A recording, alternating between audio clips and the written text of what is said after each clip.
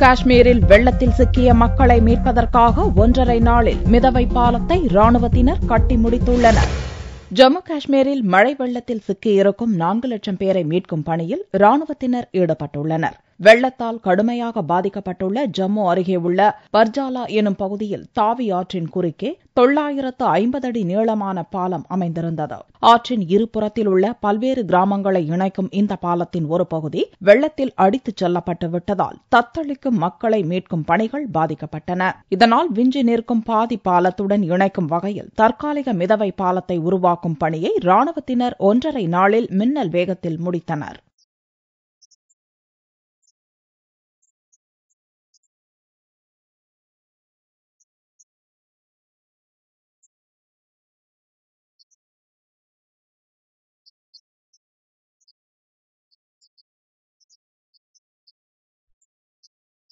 அதிவேகமாக பாலம் அமைக்கும் பணிகள் முடிக்கப்பட்டதும் உடனேயே மீட்புப் பணிகளை துவக்கி ராணுவம் ஆற்றுக்கு அப்பால் வெள்ளத்தில் சிக்கியிருந்த 100கணக்கானோரை மீட்டுள்ளது.